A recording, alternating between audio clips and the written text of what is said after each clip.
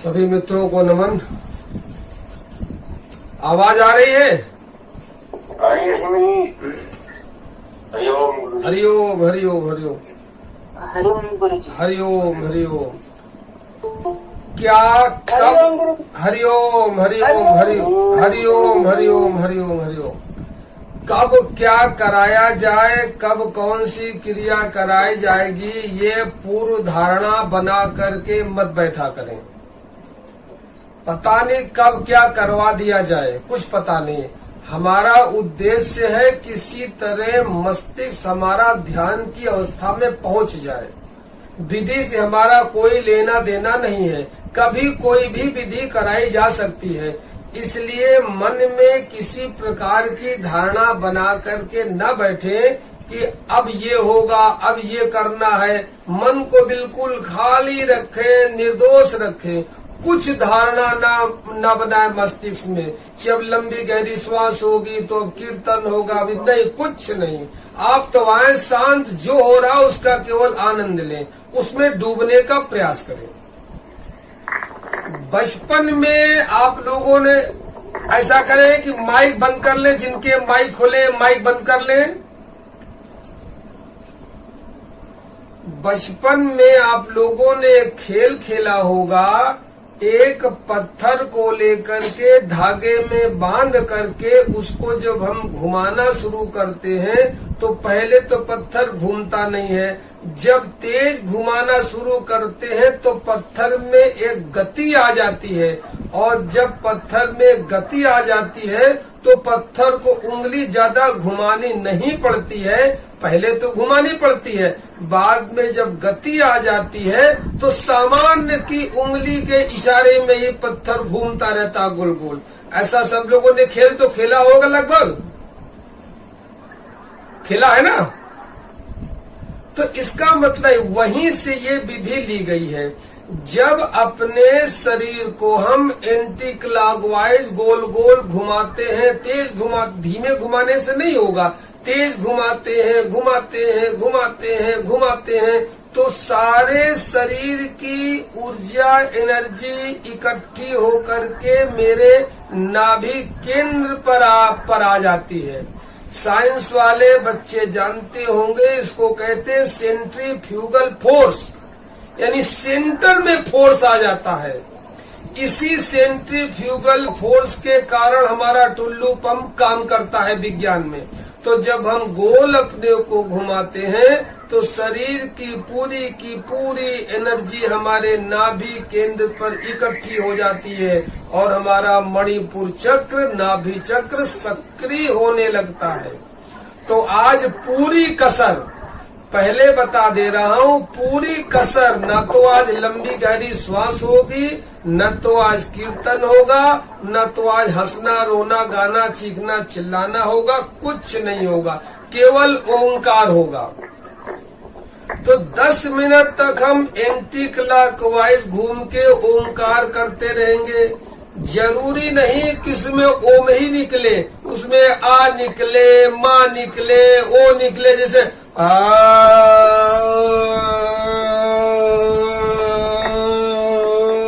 जरूरी नहीं कि ओम निकले, जैसा भी मन से निकले निकलने दें। गति देनी है और गति के देने के बाद जितनी कसर, जितनी कोर कसर हम लोग कीर्तन में निकालते हैं, लंबी गहरी श्वासों में निकालते हैं, बोलते हैं, शरीर को गति करने देते हैं, तो पूरी त्वरा के साथ इसमें गति करने देंगे। समझ गए सब लोग? चलिए स्टार्ट करिए। नए साधकों को थोड़ी परेशानी होगी, पुराने साधक सारे जानते हैं।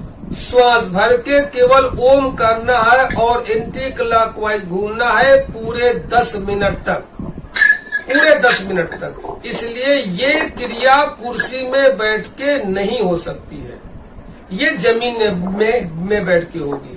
तो जो लोग कुर्सी में बैठे हैं वो जमीन में आ जाएं तो उत्तम रहेगा। और वीडियो खोल करके रखें ताकि हम देखते रहें कौन कैसे कर रहा है। चलिए,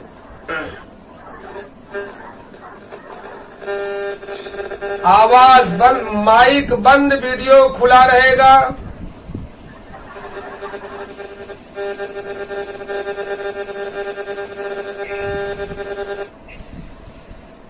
भाई आप लोग अपने आप बंद कर दिया करें, मुझे बहुत टाइम लगता है बंद करने में। चलिए आराम से बैठ जाएं, ऐसी जगह बैठे कि गिरने वाली स्थिति ना हो, आसपास कोई सामान न रखा हो कि गिर जाए। आराम से बैठ जाए और एंटी क्लॉकवाइज घूमना शुरू कर दे, पूरी त्वरा के साथ, पूरे आनंद के साथ। मुंह से कैसा भी निकले, आ ऊ मा या वा, जो भी निकले निकलने दें। 10 मिनट पूरा करेंगे। इसके बाद 10 मिनट तक हम लोग शांति से बैठ के आनंद से ओम का उच्चारण करेंगे।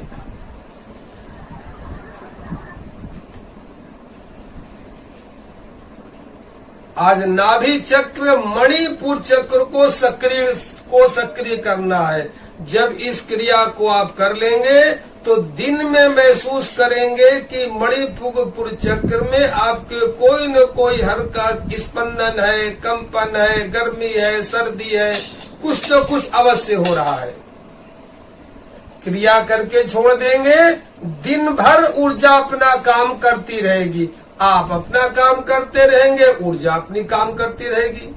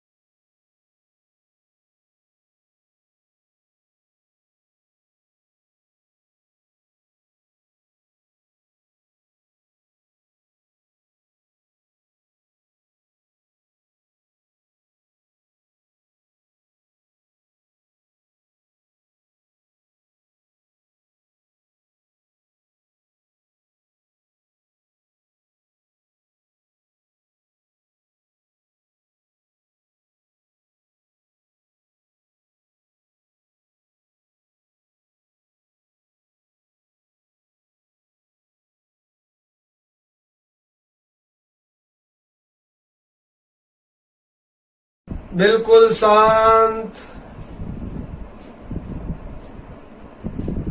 सारा ध्यान मणिपुर चक्र पर, नाभि चक्र पर। सारा ध्यान नाभि चक्र पर।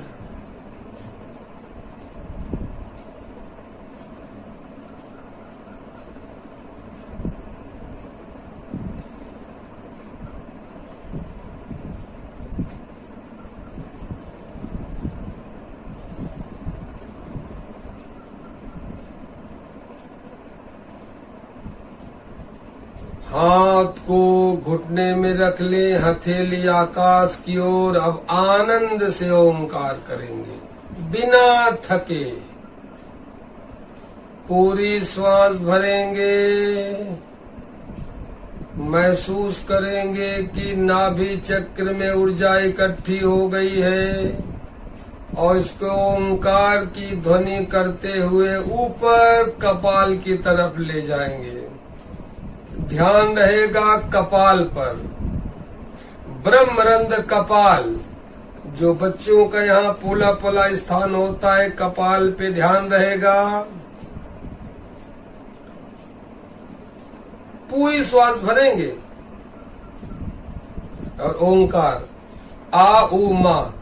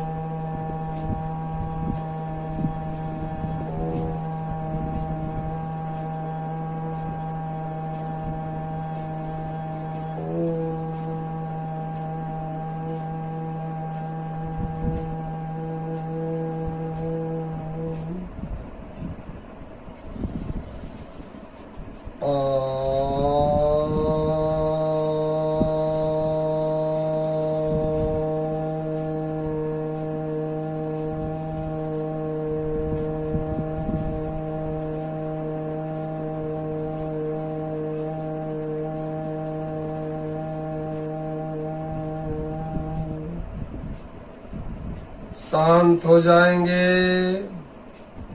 बिल्कुल शांत, चुपचाप बैठे रहें, शांत बैठे रहें। भीतर जो प्रक्रिया हो रही उसको होने दे, उसमें कोई बाधा न डालें। और एक बात का हमेशा याद रखें कि प्रत्यक्ष परमात्मा की यात्रा पर आप निकले हैं। ये मंदिर में गढ़ी हुई, आपके हाथों के गढ़ी हुई स्वयं की पत्थर की मूर्ति नहीं है कि जिस पर श्रद्धा आपको करनी पड़ती है। जितनी श्रद्धा आप अपनी गढ़ी हुई पत्थर की मूर्ति में करते हैं वो आपकी मान्यता की श्रद्धा है। श्रद्धा आप करते हैं, मूर्ति श्रद्धा नहीं करती। तो जरा विचार करिए इस पे श्रद्धा आपकी कितनी प्रगाढ़ होनी चाहिए। ये तो चैतन्य परमात्मा है भीतर। ओंकार की ध्वनि, चैतन्य का प्रतीक ओंकार की ध्वनि। आपका शरीर जब ओंकार कर रहे तो प्रत्यक्ष आप उस श्वासों में ओंकार का कंपन करते हुए ऊपर को ऊर्जा को उठा रहे। तो इसमें तो और अधिक श्रद्धा होनी चाहिए। जब मंदिर में रखी हुई पत्थर की मूर्ति में श्रद्धा कर सकते हैं, जो कि आपकी मान्यता की श्रद्धा है, विचारों की श्रद्धा है, तो जरा विचार करिए यहाँ तो प्रत्यक्ष परमात्मा है। जिस शक्ति से आप जीवित हैं, श्वासों से आप जीवित हैं, श्वासों का अनुभव कर रहे हैं, इसमें ओंकार की गूंज कर रहे हैं, ये तो बिल्कुल प्रत्यक्ष है। इसी दम पे तो मेरा जीवन है। तो श्रद्धा इस पर सही और अधिक होनी चाहिए। तो जब भी हम ध्यान करेंगे, भविष्य में ओंकार की ध्वनि उठाएंगे तो प्रगाढ़ श्रद्धा के साथ उठाएंगे। ये हो रहा है। श्वास आ रही जा रही, इसमें ओंकार की ध्वनि से ऊपर ऊर्जा को उठा रही है, प्रत्यक्ष हो रहा है। अगर कमी है तो केवल हमारे श्रद्धा की। हम इस बात पर पूरी तरह श्रद्धा कर नहीं पाते, क्योंकि जन्मों जन्मों से हमें सिखाया गया है कि मंदिर की मूर्ति पर श्रद्धा करो, मंत्रों पर श्रद्धा करो। वही हमारे मानस पटल पर बैठ गया है।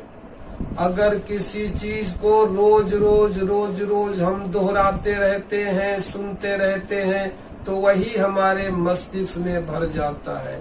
मगर जरा सा अगर हम विचार करके देखें, आज हमारा जीवन है, अरे पहले तो हमारी श्वासें हैं, हमारा जीवन है, हमारा धर्म शास्त्र, हमारा संसार, हमारी पूजा पाठ सब बाद में है।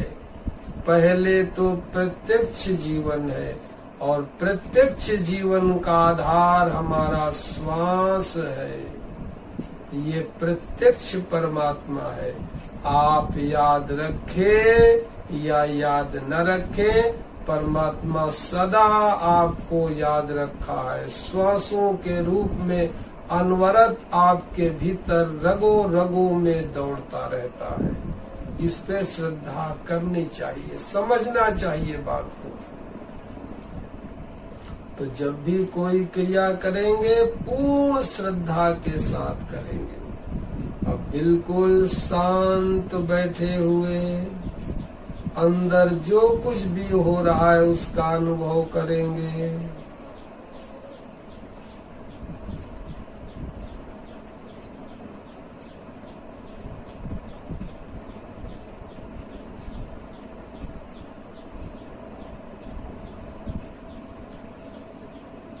बाहर से शरीर बिल्कुल पत्थर की मूर्ति की भांति जड़ हो गया है, स्थिर हो गया है, और अंदर चैतन्य पूरा जगा हुआ है। हमारी श्वासें आ रही जा रही, आ रही जा रही। ये श्वास अंदर गई, जीवन मिल गया। ये श्वास बाहर आई, ये श्वास अंदर गई, फिर जीवन मिल गया। ये श्वास बाहर आई। हम अनुभव से जानते हैं कि प्रत्येक क्षण जीवन ले रहे हैं। जरा विचार करिए, श्वास अंदर जाए, बाहर आए, और बाहर आने के बाद अंदर न जाए, क्या होगा? सब समाप्त हो जाएगा। धन संपत्ति, कुटुंब, परिवार, नाते, रिश्ते, मान, प्रतिष्ठा, ऐशो आराम सब समाप्त। केवल एक विधि कि श्वास बाहर निकाले और अंदर पुनः वापस न जाए, सब समाप्त। किस क्षण यह समय आ जाए कोई नहीं जानता। इसलिए धन्य भाग्य समझिए अपने आप को। एक एक श्वास की कीमत समझिए कि श्वास अंदर ले रहे हैं, महसूस कर रहे हैं, श्वास बाहर आ रही महसूस करें। पुनः बड़े भाग्यशाली हैं कि पुनः फिर श्वास लेने का मौका मिला, परमात्मा फिर भीतर विराजमान हो गया। अब इन्हीं श्वासों के द्वारा हम अपने अंदर प्रवेश करेंगे। ध्यान रखेंगे कपाल पर, मानसिक सो का उच्चारण करते हुए नाभि से ऊपर कपाल तक श्वास ले जाएंगे। श्वास भरते हुए, श्वास निकालते हुए कपाल से नाभि में पुनः वापस ले आएंगे। एक 5 मिनट के लिए मेरे साथ करेंगे।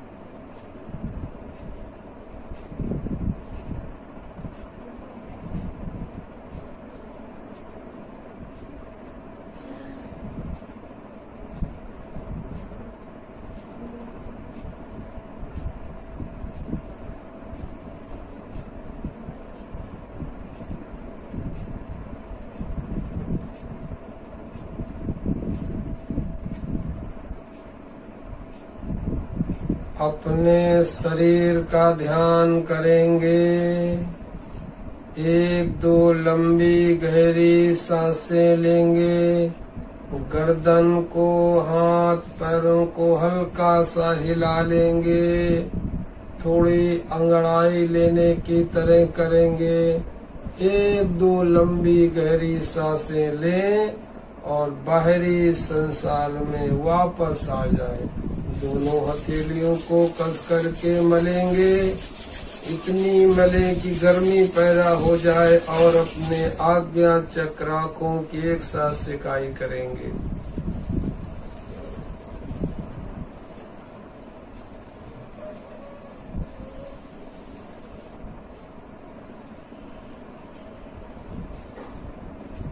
जब कसकर हम हथेलियों को मलते हैं तो शरीर की ऊर्जा हाथों में और आंखों में अनुभव होती है। आप महसूस करेंगे कि जब आंखें अंधेरे में बंद होंगे तो हल्का सा प्रकाश और चिलमिलाहट आपको अवश्य अनुभव होगा।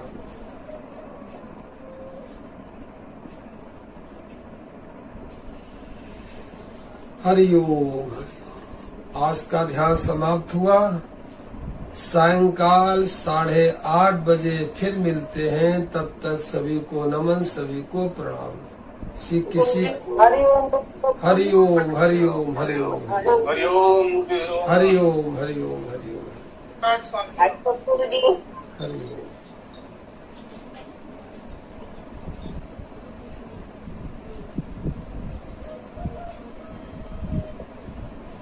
हरिओम गुरु जी। हरिओम हरिओम हरिओम हरिओम गुरु जी। हरिओम हरिओम।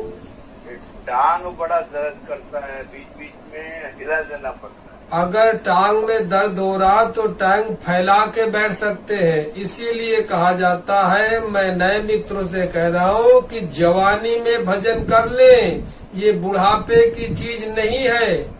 अभ्यास जवानी में जब तक शरीर साथ दे रहा है तब तक कर लें। जवानी में खून तेज होता है, बैठने की क्षमता होती है, ताली बजा सकते हैं, बोल सकते हैं। बुढ़ापे में लोग ध्यान करते हैं। बुढ़ापे में कहीं ध्यान करना होता है? वो तो सर पीटना होता है कि बुढ़ापे में बस माले ले लिया, राम राम राम राम राम राम कर रहे। इस तरह कहीं परमात्मा के दर्शन होते हैं? जवानी में ही शुरू कर देना चाहिए। 25-30 साल की उम्र में शुरू कर देना चाहिए। तब जाकर के बुढ़ापे में इतनी क्षमता आ जाएगी कि आप घंटे 2 घंटे आराम से बैठे रहेंगे। और लोगों ने जी क्या करना चाहिए गुरु?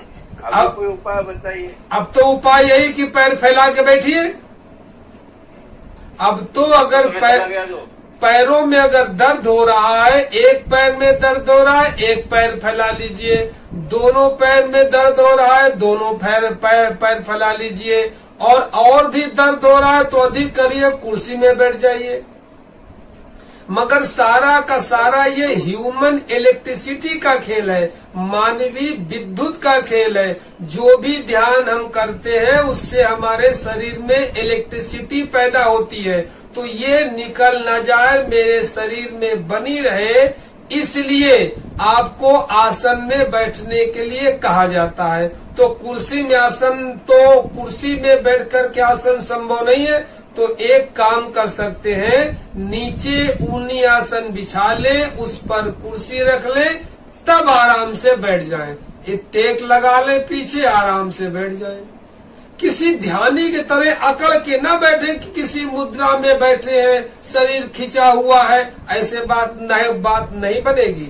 बिल्कुल सरल होना है, बिल्कुल लूज बैठे, पलथी मार के बैठे। जवान व्यक्ति है ठीक है, बुढ़े व्यक्ति है कुर्सी में टेक लगा के आराम से बैठ जाएं और अजपा जप करते करते डूब जाएं। कभी अगर ऐसा बैठने में मन टांग में चला जाता है तो कोई दिक्कत नहीं है? मन टांग में चला जाए कोई बात नहीं। धीरे धीरे मन को कंट्रोल करना इतना आसान नहीं है। मन अगर कहीं थोड़ा बहुत भटक जाए श्वासों से और नाम जब से भटक जाए तो कोई बात नहीं। जब याद आ जाए फिर लगा दिया, जब याद आ जाए फिर लगा दिया। किसी को इसमें झपकियां भी आएंगी, किसी को स्वप्न भी आएंगे, कोई भूल भी जाएगा, कोई थोड़ी देर के लिए नींद में भी जा सकता है, बहुत कुछ होगा। मगर जब ध्यान आ जाए तुरंत फिर अपना जप नाम जप में लग जाए। ठीक है, पैर दर्द है, पैर फैला के बैठे। हरिओम, एक एक करके छोड़ दे। हरिओम हरिओम हरिओम हरिओम हरिओम गुरुजी हरिओम हरिओम हरिओम हरिओम गुरुदेव। हरिओम हरिओम हरिओम।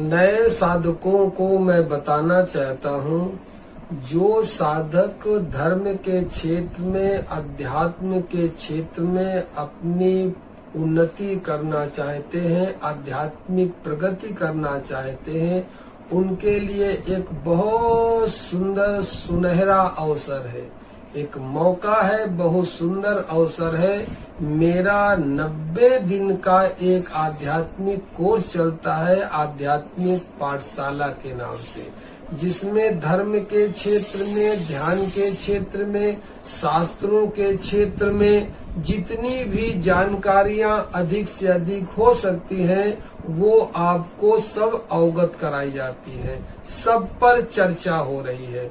एक धार्मिक संस्कार तो हमारा होता है जिसमें हम जीते हैं, जैसे मंदिर है, पूजा है, पाठ है, जप है, तप है, चालीसा है, हवन है, पूजन है। इस प्रकार के संसार में जो गतिविधियां संसार में चलती रहती हैं, ये तो सारे के सारे हम सम्मोहन के वशीभूत होकर के करते रहते हैं। कुछ ही लोग हैं जो इसके रहस्य को समझ जाते हैं, इसके रहस्य को समझ जाते हैं और उस ओर यात्रा करने लगते हैं। उन्हीं व्यक्तियों को धर्म का, परमात्मा का अनुभव होता है। और जो सामान्य लौकिक रीत से पूजा पाठ करते रहते हैं, ये केवल एक सम्मोहन के बस, चूंकि हमारे परिवार में होता चला आया है इसलिए हम कर रहे हैं, करते रहते हैं। यही कारण है कि पूरी उम्र बीत जाती है, उम्र 70-80 पार कर जाती है, तब भी अगर आप किसी के हृदय में कहें, आपने हृदय में हाथ रख के बताओ, क्या तुमने इतने जीवन भर पूजा पाठ, जप तप, यज्ञ, तीर्थ यात्रा किया, तुम्हें कोई परमात्मा का अनुभव हुआ, परमात्मा के दर्शन हुए? तो निश्चित तौर पे है, हजारों में एक छोड़ करके बाकी सब यही कहेंगे मुझे नहीं हुआ। इसका कारण क्या है? इसका कारण है कि हम सही पूजा पद्धति को नहीं जानते हैं। संयोगवश या कह लें कि सम्मोहन के कारण जो कुछ समाज में हो रहा है केवल उसको करते हैं, रहस्य को नहीं जानते हैं। जबकि मूल रहस्य ये है, जितनी भी मानव जाति है उस मानव जाति का शरीर एक प्रकार का है, जन्म होने की प्रक्रिया एक प्रकार की है, मरने की प्रक्रिया एक प्रकार की है, तो इसको बनाने वाला परमात्मा भी तो एक ही होगा। वो कैसा है, कहाँ है, कैसे उसका अनुभव होगा, वो एक विधि कौन सी है जो संपूर्ण मानव जाति के लिए कार्य करती है। और वो विधि ऐसी है, ऐसा नहीं कि किसी को संस्कृत आता है तो ही उस विधि का परिपालन कर सकता है, नहीं। अरे कोई पढ़ा लिखा है, कोई अनपढ़ है, कोई गरीब है, कोई अमीर है, कैसा भी व्यक्ति है, किसी के किसी के पास पद है, किसी के पास प्रतिष्ठा है, किसी के पास पद नहीं है, कोई भी व्यक्ति हो, परमात्मा तो सबके अंदर है, जीवन तो सबका है। अरे जीवन हमारा चल रहा है, मेरी सांसें चल रही, इसका मतलब परमात्मा है। उसका शिक्षा से, संप्रदाय से, जाति से, वर्ग से, मान्यता से कहीं कोई संबंध नहीं है। हम लोग जो ये विभिन्न प्रकार की पूजा पाठ करते हैं, उसके रहस्य को समझ करके एक पूजा की विधि अगर हम अपना ले तो जल्दी हमको परमात्मा के दर्शन हो जाएंगे, परमात्मा का अनुभव हो जाएगा। दर्शन तो कहना गलत होगा, परमात्मा का अनुभव हो जाएगा। तो इसके लिए कभी मौका मिले तो हमें 90 दिन का समय दीजिए, 3 महीने का समय दीजिए। मेरा व्हाट्सएप नंबर है 98 97 72 74 41। इसमें अपना नाम, अपनी आयु और अपना जिला लिख करके भेज दीजिए। शाम को दैनिक आपको एक लेक्चर और लेख के रूप में चर्चा मिल जाएगी और प्रातः काल 4:30 से 5:30 या 6 बजे तक और सायंकाल 8:30 से 9:30 बजे तक जो आपको लेख में बताया जाएगा शाम को, उसी विषय पे आपको प्रैक्टिकल चर्चा की जाएगी, यानी ध्यान कराया जाएगा। 3 महीने में ध्यान की बहुत सारी विधियों से आपको गुजार दिया जाएगा। उसमें जो भी आपके संस्कार के बस विधि आपको सूट कर जाएगी, यानी जिस विधि से आपके अंदर कुछ डोल जाए, कुछ अनुभव हो जाए, कुछ परमात्मा के प्रतीक हो जाए, कुछ ऐसा हो जाए कि आप कह ना सके और अनुभव हो जाए, जिससे गूंगे का गुण कहते हैं। आपको अनुभव तो हो रहा मगर आप कह नहीं सकते। अजीब आनंद आ रहा, सुकून मिल रहा, सुख मिल रहा है, अपार आनंद की वर्षा हो रही है, आप शब्दों में कह नहीं सकते हैं। पता नहीं किस विधि से हो जाए, बस वो विधि आपकी होगी और उसी विधि पे मैं जोर दूंगा। मैं 3 महीने के अंतर्गत विधियां तो बहुत सारी कराऊंगा, मगर उसमें एक मेरी मूल विधि वो होगी जो सभी मानव जाति के लिए सुप्रीम होगी। उदाहरण के तौर पे बता दे, मैं अजपा का अभ्यास कराऊंगा और साक्षी का अभ्यास कराऊंगा। सिखाऊंगा ही नहीं, सीखे तो वो बहुत है जीवन में आप, मगर मौका नहीं मिलता कभी करने का। कभी सोचते हैं, विचार करते हैं कि करेंगे, समय आएगा तब करेंगे, बुढ़ापे में करेंगे, अभी तो बचपना है, जवानी है। अरे जवानी बचपना ऐसे निकल जाएगा हाथ से जैसे मुट्ठी से रेत निकल जाती है, ऐसे चला जाएगा, जान भी नहीं पाएंगे आप। अभी बचपना था, अभी जवानी थी, अभी बुढ़ापा आ गया और यही सोचते रहे करेंगे करेंगे करेंगे करेंगे। लाखों पुस्तकें, हजारों पुस्तकें पढ़ डालेंगे, प्रवचन सुन डालेंगे, चर्चाएं सुन डालेंगे, धार्मिक यात्राएं कर डालेंगे, सब कुछ कर डालेंगे, मगर परमात्मा का अनुभव नहीं होगा जब तक अपने भीतर नहीं घुसेंगे, क्योंकि आपके भीतर ही परमात्मा विद्यमान है, उसी के दम पे तो हम जीवित हैं। तो अपने में लौटना पड़ेगा। इसी विधि को कहते हैं ध्यान करना, मेडिटेशन करना।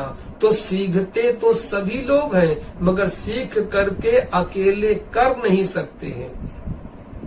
इसलिए मैंने एक व्यवस्था बनाई है कि 3 महीने में सिखाऊंगा भी, साथ में बैठ के अपने साथ अनुभव भी कराऊंगा, यानी अभ्यास भी कराऊंगा।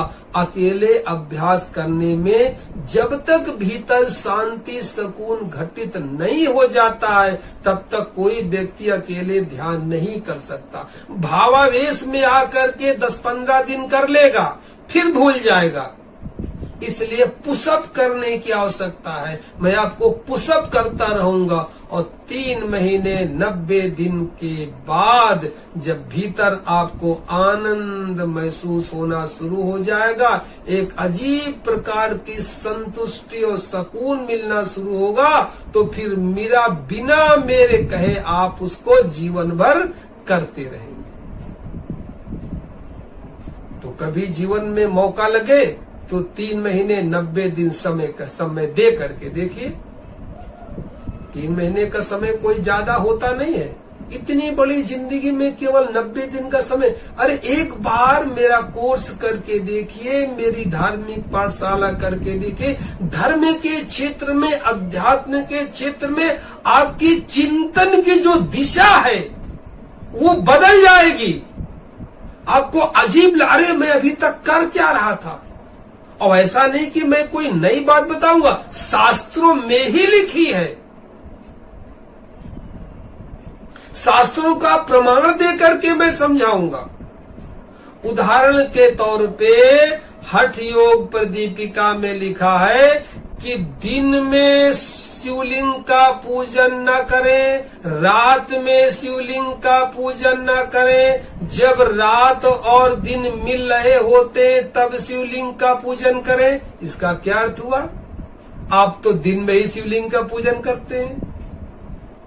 इतने 12 शिवलिंग है, दिन में ही तो करते हैं या रात में ही तो करते हैं। शास्त्र क्या कह रहा है? हठ योग प्रदीपिका क्या कह रही है? दिन में शिवलिंग का पूजन न करें, रात में शिवलिंग का पूजन न करें। जब दिन और रात दोनों मिल रहे हों तब जाकर के शिवलिंग का पूजन करें। अब इसके लिए समझना पड़ेगा शिवलिंग क्या है, दिन और रात क्या है। ये रहस्य की बातें हैं। थोड़ा सा मैं आपको समझा दूं। जैसे ब्राह्मणों में एक विधि संध्या करते हैं, प्रातःकालीन संध्या, सायंकालीन संध्या। प्रातःकालीन